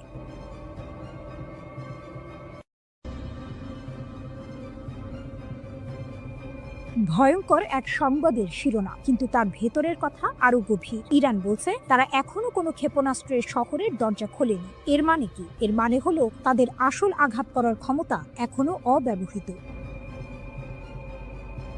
ইরানের নীরব সংকেত যে হামলা এখনো হয়নি। ইরান বরাবরই বলে আসছে তাদের সশস্ত্র বাহিনীর প্রতিটি পদক্ষেপ সুদূর প্রসারী পরিকল্পনার অংশ, তাৎক্ষণিক প্রতিশোধ নয়। যখন ইসরায়েলি দখলদারিত্ব যুদ্ধের শেষ দিনে ইরানের নিরাপত্তা কেন্দ্রগুলোতে হামলা চালায়, তখন বিশ্ব অবাক হয়েছিল ইরানের শান্ত প্রতিক্রিয়ায়। কিন্তু ইরানের এই আপাত নীরবতার পেছনে লুকিয়ে আছে এক গভীর কৌশল। ফজলির কথা স্পষ্ট, পারমাণবিক অস্ত্রের ক্ষেত্রে ইরানের প্রযুক্তিগত জ্ঞান রয়েছে, কিন্তু তাদের আদর্শিক নীতি এর ব্যবহার বা তৈরির বিপক্ষে। এই কথাগুলো আপাত দৃষ্টিতে শান্তি এবং সংযমের বার্তা দিলেও এর ভেতরের টুইস্ট হলো প্রযুক্তিগত জ্ঞান আছে মানে হলো তারা চাইলে তা করতে সক্ষম। এটি ইসরায়েল এবং পশ্চিমা দেশগুলোর জন্য এক শীতল সতর্কবার্তা। ইউরেনিয়াম সমৃদ্ধকরণ আপোষ নেই। ইরানের উপপররাষ্ট্রমন্ত্রী মাজিদ তখত রাভাঞ্চি জোর দিয়ে বলেছেন, মার্কিন ইসরায়েলি হামলা সত্ত্বেও ইরান তার পারমাণবিক কর্মসূচিতে অটল। তারা জাতীয় চাহিদা অনুযায়ী ইউরেনিয়াম সমৃদ্ধকরণ চালিয়ে যাবে। এর অর্থ আমেরিকা বা ইসরায়েলের কোনো হুমকি ইরানকে তার পথ থেকে সরাতে পারছে না। এটি কেবল একটি বিবৃতি নয়, এটি এক ধরনের চ্যালেঞ্জ। টাক রাভাঞ্চি বলেছেন, ইরান সংলাপের জন্য উন্মুক্ত, কিন্তু এখানেও আছে একটি বড় শর্ত। ভবিষ্যতের আলোচনার জন্য আমেরিকার পক্ষ থেকে বিশ্বাসযোগ্য গ্যারান্টি প্রয়োজন। ইরান চায় আমেরিকা তাদের বোঝাক যে আলোচনার সময় তারা সামরিক শক্তি ব্যবহার করবে না। এটি ইরানের পক্ষ থেকে একটি কড়া বার্তা। যদি আমেরিকা ইরানের বিশ্বাস অর্জন করতে না পারে, তাহলে আলোচনার কোনো সম্ভাবনাই নেই। এই শর্তটি অত্যন্ত গুরুত্বপূর্ণ, কারণ এটি স্পষ্ট করে দিচ্ছে যে ইরান শুধুমাত্র কথার কথা নয়, কাজের প্রমাণ চাইছে। আসল টুইস্ট হলো, ইরান যখন বলছে তারা এখনো কোনো ক্ষেপণাস্ত্র শহরের দরজা খোলেনি, তার মানে হলো তাদের প্রকৃত সামরিক সক্ষমতা এখনো অব্যবহৃত। তারা তাৎক্ষণিক প্রতিক্রিয়া দেখাচ্ছে না, কারণ তাদের পরিকল্পনা দীর্ঘমেয়াদী। তারা হয়তো এমন একদিনের জন্য অপেক্ষা করছে যখন তাদের আঘাত হবে অপ্রতিরোধ্য। পারমাণবিক অস্ত্রের প্রযুক্তিগত জ্ঞান থাকা সত্ত্বেও তা ব্যবহার না করার কথা বলা, কিন্তু ইউরেনিয়াম সমৃদ্ধকরণ চালিয়ে যাওয়া, এই দুইয়ের মধ্যে একটি সূক্ষ্ম টানাপোড়েন রয়েছে। ইরান হয়তো বোঝাতে চাইছে যে তাদের ক্ষমতা আছে, কিন্তু তারা তা সংযত রাখছে। এই সংযমই তাদের সবচেয়ে বড় কৌশলগত অস্ত্র। তারা সংলাপের জন্য উন্মুক্ত, কিন্তু শর্ত দিচ্ছে আমেরিকার বিশ্বাসযোগ্যতার উপর। এর মানে ইরান দুর্বল নয়, বরং তারা চাইছে শক্তিশালী অবস্থানের ভিত্তিতে আলোচনা করতে। আগামী দিনে এই পরিস্থিতি কোন দিকে মোড় নেয় তা দেখার জন্য বিশ্ব অধীর আগ্রহে অপেক্ষা করছে। ইরান বলছে ইসরায়েলের সাথে যুদ্ধে ব্যবহৃত ক্ষেপণাস্ত্র শক্তির মাত্র 1/4। ব্রিগেডিয়ার জেনারেল আলী ফজলি দাবি করেছেন, সেজ্জিল ক্ষেপণাস্ত্র ইসরায়েলকে অবাক করে দিয়েছিল। তিনি জানিয়েছেন, ইরান বছরের পর বছর ধরে শত্রুর সাথে যে কোনো সম্ভাব্য সংঘর্ষের জন্য প্রস্তুতি নিচ্ছে।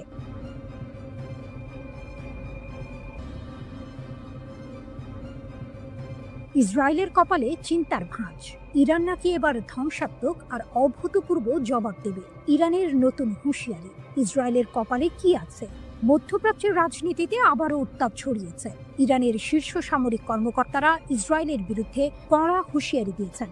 ভবিষ্যতে কোনো আগ্রাসন চালালে ইরান নাকি জোরালোভাবে লড়াই করবে। তাদের কথা শুনে মনে হচ্ছে এবার পরিস্থিতি আরও গুরুতর হতে চলেছে। ইরানের শীর্ষ সামরিক কমান্ডার মেজর জেনারেল আমির হাতামি জোর দিয়ে বলেছেন যে ইরানের সেনাবাহিনী যে কোনো আগ্রাসনের বিরুদ্ধে কঠিন লড়াই করবে এবং নিজেদের সার্বভৌমত্ব রক্ষা করবে। তিনি গর্ব করে বলেছেন, ইসরায়েলি আগ্রাসনের বিরুদ্ধে ইরানের বিমান প্রতিরক্ষা সফলভাবে প্রতিরোধ করেছে। এমনকি তিনি দাবি করেছেন, ইরানি জনগণ এবং সশস্ত্র বাহিনী আক্রমণের মুখে ঐক্যবদ্ধ ছিল এবং তাদের লক্ষ্য থেকে কখনো পিছপা হয়নি। এই দাবি যদি সত্যি হয়, তাহলে ইসরায়েলের জন্য এটা একটা বড় দুশ্চিন্তার কারণ হতে পারে। ধ্বংসাত্মক ও অভূতপূর্ব প্রতিশোধের হুমকি। আইআরজিসি এর মুখপাত্র ব্রিগেডিয়ার জেনারেল আলী মোহাম্মদ নাইনি আরও এক ধাপ এগিয়ে সতর্ক করেছেন, ভবিষ্যতে যে কোনো হুমকির ক্ষেত্রে ইরান ধ্বংসাত্মক এবং অভূতপূর্ব প্রতিক্রিয়া জানাবে। তার মানে কি, এতদিন যা দেখেছি তা কিছুই নয়? ইরান কি সত্যিই এমন কিছু করে দেখাবে যা বিশ্ব আগে কখনো দেখেনি? যুক্তরাষ্ট্রের হামলা যুদ্ধের গতি বদলেছে কি? এদিকে ইরানে যুক্তরাষ্ট্র ও ইসরায়েলের যৌথ আগ্রাসনের বহু মাত্রিকতা বিশ্লেষণে রুশ একাডেমি অফ সায়েন্সের ইনস্টিটিউট অফ ওরিয়েন্টাল স্টাডিজের গবেষক লানা রাওয়ান্ডি ফাদাই বার্তা সংস্থা মেহেরের সঙ্গে বিস্তারিত কথা বলেছেন। রুশ বিশ্লেষকের মতে, পারমাণবিক স্থাপনায় মার্কিন হামলা ছিল মূলত সাজানো নাটক। পশ্চিমা মিডিয়ায় তা রীতিমতো ন্যায়কোচিতভাবে স্থাপিত হয়, তবে বাস্তবে এর সামরিক রাজনৈতিক প্রভাব তেমন ছিল না। এটি ছিল হয়তো একটি থিয়েট্রিক্যাল গ্র্যান্ড ফিনালে, যা সংঘাত গরম হয়ে ওঠার আগে একটি সুন্দর সমাপ্তি এনে দেয়। শেষ পর্যন্ত উভয় পক্ষ যুদ্ধবিরতিতে সম্মত হলো কেন? রাওয়ান্দি বলেন, হামলা পাল্টা হামলায় উভয় পক্ষই প্রচণ্ড ক্ষতিগ্রস্ত হচ্ছিল।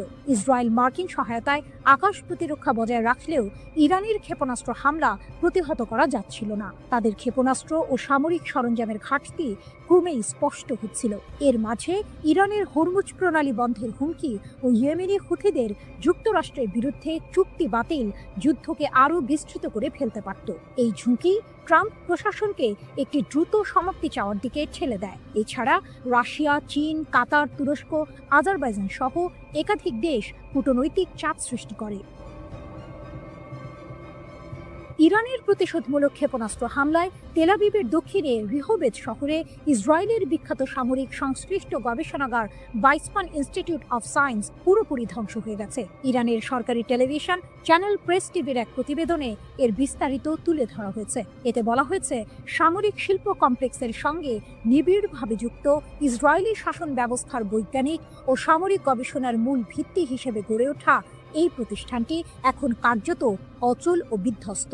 ইসরায়েলি সংবাদ মাধ্যমের তথ্য অনুসারে ইরানের সুনির্দিষ্ট এই হামলাকে ভুল করে আক্রমণ হিসেবে দেখা হচ্ছে না, বরং এর লক্ষ্য ছিল পদার্থবিদ্যা, বায়োটেকনোলজি ও কৃত্রিম বুদ্ধিমত্তা সহ সামরিক গবেষণার গুরুত্বপূর্ণ এই কেন্দ্রটিকে গুঁড়িয়ে দেয়া।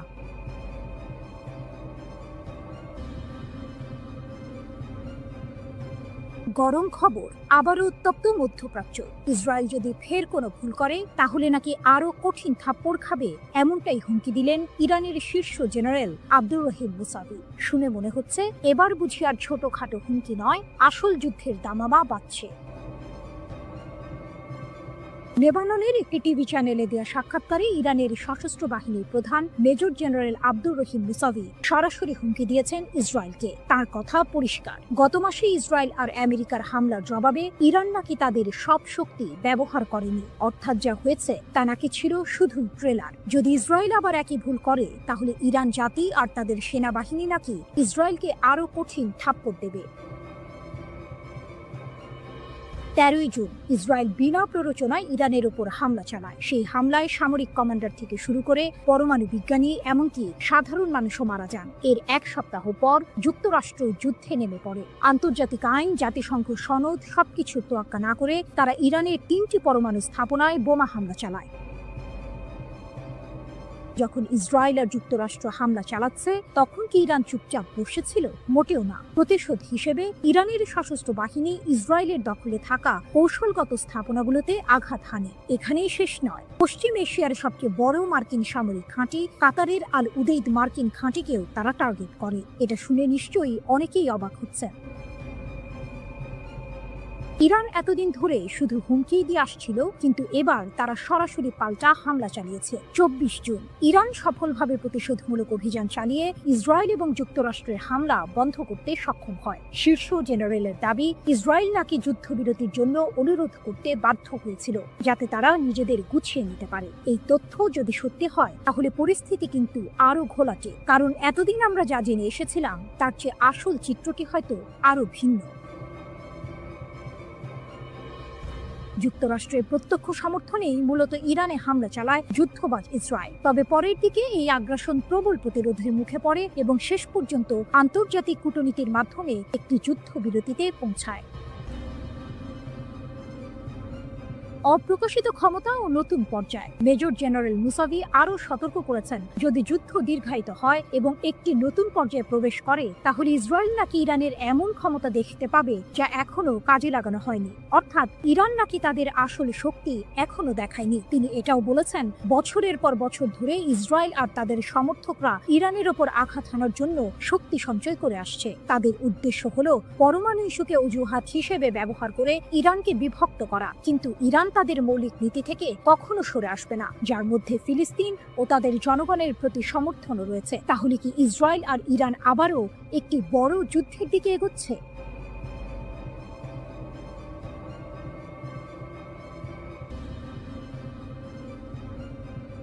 ইরান স্পষ্ট জানিয়ে দিয়েছে, ইসরায়েলের সঙ্গে তাদের পরবর্তী সংঘাত হবে চূড়ান্ত সংঘর্ষ।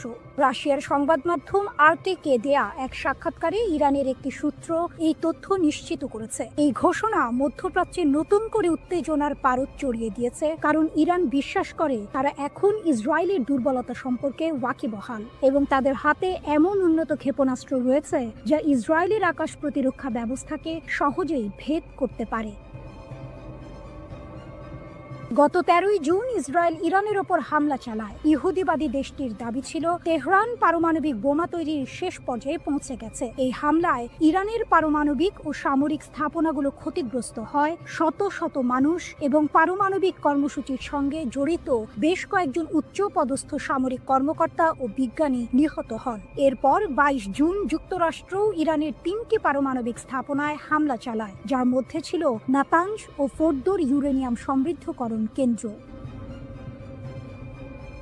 তেহরান অবশ্য বরাবরই সামরিক উদ্দেশ্যে পারমাণবিক কর্মসূচি পরিচালনার অভিযোগ অস্বীকার করে আসছে। পাল্টা জবাব হিসেবে ইরান কামিকাজে ড্রোন ও ক্ষেপণাস্ত্র হামলা চালায়, যা সরাসরি ইসরায়েল ও কাতারে অবস্থিত যুক্তরাষ্ট্রের আল উদেইদ বিমান ঘাঁটিতে আঘাত হানে। 12 দিনব্যাপী এই সংঘাত শেষ হয় যুক্তরাষ্ট্রের মধ্যস্থতায় হওয়া এক যুদ্ধবিরতির মাধ্যমে, যা এখনও কার্যকর রয়েছে।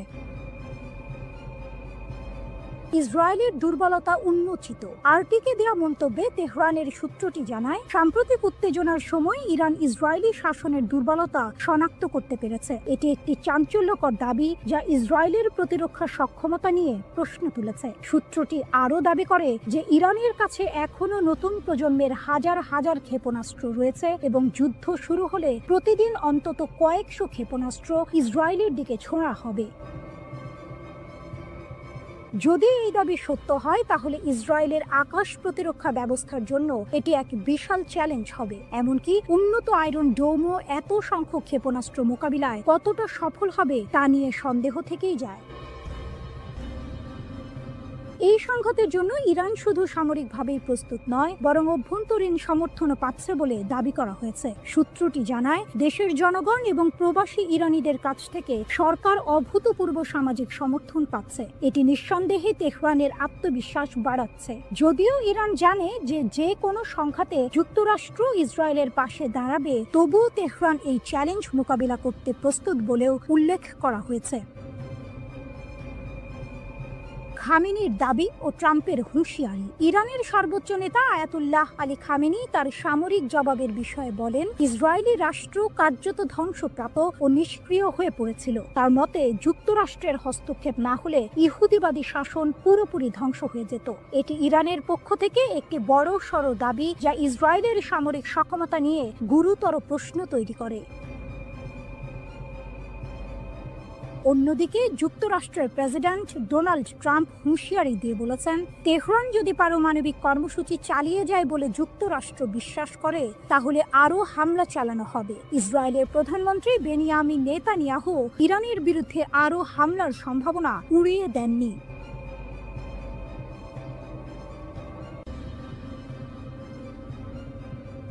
মোসাদ এজেন্টদের জালে ইরান, বিপুল অস্ত্রসহ গ্রেপ্তার 50। মাত্র 2 সপ্তাহে ইরান 50 জন মোসাদ এজেন্টকে গ্রেপ্তার করে বিশ্বকে চমকে দিয়েছে। ইরানের Islamic revolutionary guard corps IRGC দক্ষিণ পূর্বাঞ্চলীয় সিস্তান ও বালুচেস্তান প্রদেশে এই এজেন্টদের আটক করেছে। শুধু তাই নয়, তাদের কাছ থেকে মার্কিন তৈরি অত্যাধুনিক অস্ত্রশস্ত্র ও সামরিক সরঞ্জাম জব্দ করা হয়েছে। IRGC জানিয়েছে, এই এজেন্টরা ইরানের গুরুত্বপূর্ণ অবকাঠামো এবং অর্থনৈতিক কেন্দ্রগুলোতে নাশকতামূলক কর্মকাণ্ড চালানোর পরিকল্পনা করছিল। অস্ত্র পাচারের বিশাল চেষ্টা ব্যর্থ, 22,000 গুলিসহ আটক 3। এই ঘটনার পাশাপাশি ইরানের পশ্চিম লোরেস্তান প্রদেশের পুলিশ সামরিক গোলা বারুদের একটি বিশাল পাচার চক্র ভেঙে দিয়েছে। পোল-ই দোখতার শহরে একটি অভিযানে 22,000-এরও বেশি কালাশনিকভ গুলি জব্দ করা হয়েছে এবং 3 জন সন্দেহভাজনকে গ্রেপ্তার করা হয়েছে। লোরেস্তানের পুলিশ প্রধান ব্রিগেডিয়ার জেনারেল ইয়াহিয়া এলাহি জানিয়েছেন, পুলিশ গোয়েন্দা ইউনিটগুলো একটি মহাসড়কে 2টি গাড়ির সন্দেহজনক কার্যকলাপ লক্ষ্য করে এই অভিযান শুরু করে। পাচারকারীরা পালিয়ে যাওয়ার চেষ্টা করলেও পুলিশ গুলি চালিয়ে তাদের গাড়ি নিষ্ক্রিয় করে এবং সফলভাবে তাদের আটক করে। ধারণা করা হচ্ছে, এই গোলাবারুদ ইরানের পশ্চিমাঞ্চল থেকে লোড করে দেশের দক্ষিণাঞ্চলে পাচারের উদ্দেশ্যে ছিল, যা একটি বৃহত্তর অস্ত্র পাচার নেটওয়ার্কের অংশ। ইসরায়েলের ষড়যন্ত্র নসর, অভ্যন্তরীণ নিরাপত্তা জোরদার। 13 জুন ইরানে ইসরায়েলি হামলার পর থেকে ইরান তাদের অভ্যন্তরীণ নিরাপত্তা জোরদার করেছে এবং বিভিন্ন প্রদেশে গুপ্তচরদের বিরুদ্ধে কঠোর ব্যবস্থা নিচ্ছে। ইরানের বিচার বিভাগের মুখপাত্র আসগর জাহাঙ্গীর ঘোষণা করেছেন, ইসরায়েলি শত্রু ভাবাপন্ন কর্মী এবং গুপ্তচরদের একটি নেটওয়ার্কের মাধ্যমে ইরানের অভ্যন্তরীণ নিরাপত্তাকে ক্ষতিগ্রস্ত করার চেষ্টা করছিল। তাদের লক্ষ্য ছিল সামরিক হামলার পাশাপাশি দেশে বিশৃঙ্খলা ও নাশকতামূলক কর্মকাণ্ড চালানো। জাহাঙ্গীর দৃঢ়তার সাথে বলেছেন যে বিচার বিভাগীয় এবং নিরাপত্তা সংস্থাগুলোর সিদ্ধান্তমূলক পদক্ষেপের কারণে এই সমস্ত ষড়যন্ত্র ব্যর্থ করা হয়েছে। তিনি আরও জানান, বিশ্বাসঘাতকদের বিচার করতে এবং ইসরায়েলের সাথে যুক্ত ভার্চুয়াল অ্যাকাউন্টগুলো ট্র্যাক করার জন্য প্রদেশগুলোতে বিশেষ বিচার বিভাগীয় শাখা খোলা হয়েছে। 12 দিন ধরে চলা সংঘাতে শত শত যুদ্ধ বিমান, সশস্ত্র ড্রোন ও ক্ষেপণাস্ত্র ব্যবহার করে ইরানে হামলা চালিয়েছে ইসরায়েলি সেনাবাহিনী। তবে এই সংঘাতে ইসরায়েলকে সবচেয়ে বেশি সাফল্য এনে দিয়েছে অভিনব একটি কৌশল, আর তা হলো গোপনে ইরানের অভ্যন্তরে ঢুকে সেখান থেকে বিভিন্ন অভিযান পরিচালনা, স্থিরতা ও বাইরের চাপ মোকাবিলায়।